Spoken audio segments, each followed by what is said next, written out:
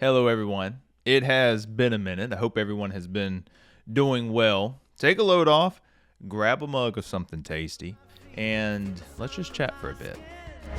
Bells ringing, birds singing, hello, good morning. I didn't plan to step away for so long, but as an old dairy farmer once told me, manure occurreth. And sometimes I just get to living life and I lose track of the YouTube schedule. And in terms of YouTubers, I'm probably not the most consistent, which you've probably picked up on by now. Sometimes I don't have the time to post, and other times things slow down and I enjoy getting out a few videos. I never really get burned out or anything like that, but my lack of posting stems from my poor prioritization and my overzealous time commitments. But I would love to post more, which brings me to the topic I want to discuss today: reading versus living life. Different periods or seasons require different lives to live. Soccer is just finishing up, and we have 3 kiddos playing this year, so we have just been go, go, go.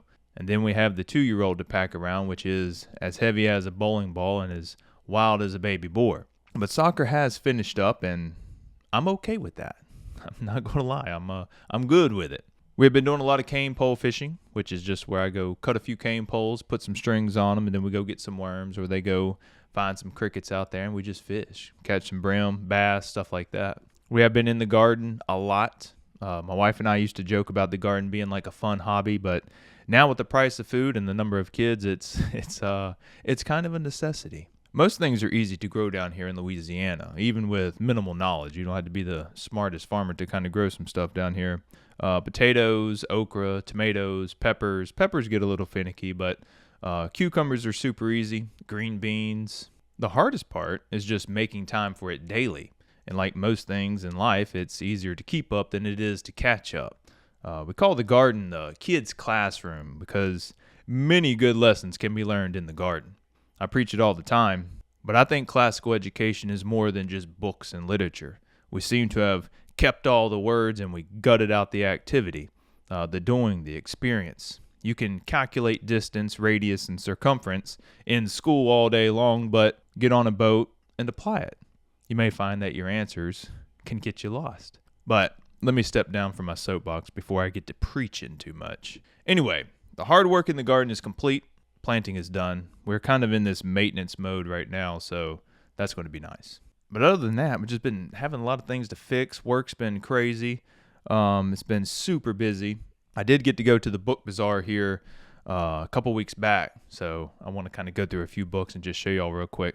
Like a kid at the candy store in that place. It's this huge place with thousands and thousands of books. It's all the libraries getting rid of all their discards and stuff.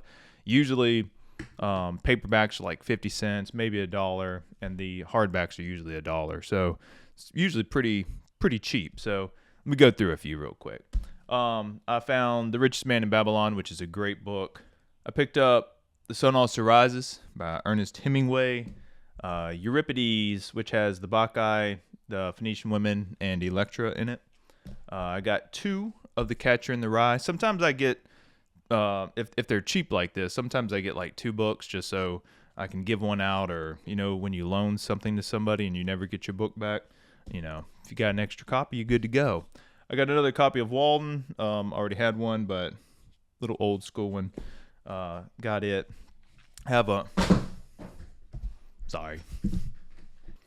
Also got 2 Silas Mariners. I love this story. Such a good one. Can't wait for my kids to get old enough to read that one. That's going to be good. I got a book, Studies in Spinoza. Probably won't get time to read this one for a good while, but, such is life. I got The Great Gatsby by Fitzgerald.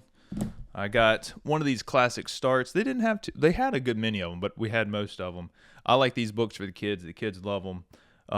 These are the classic starts, which it was $2. It's like the most expensive book I bought over there, which is crazy because it's a kid's book. Also found this Latin grammar book, which was pretty cool. It's just basically an old school textbook on Latin grammar. So picked that up. I found this book too, I'll Take My Stand by 12 Southerners. It's kind of a hard book to find because I think it may be controversial. I'm not quite sure. I haven't finished reading. I got to like page 40.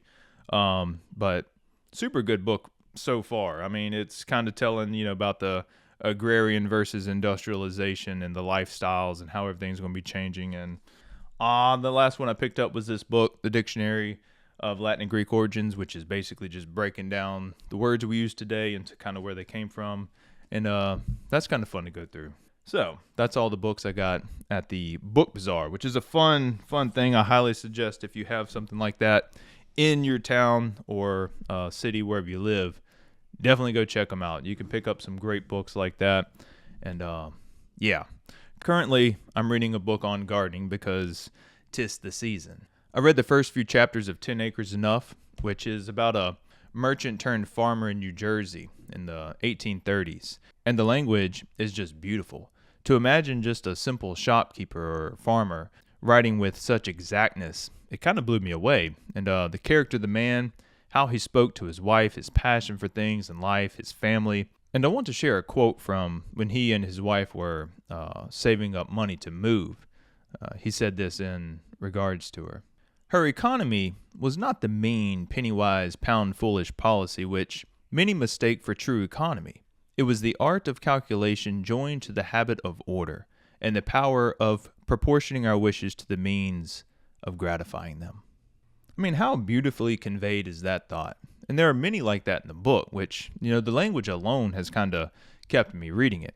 It's heavy on the details of fruit and plants from the day, so I would definitely not recommend it for anyone unless you have a passion for gardening or homesteading or anything like that. And even then, the info is very outdated. I think it was published in the 1860s, so there's been a lot of changes since then.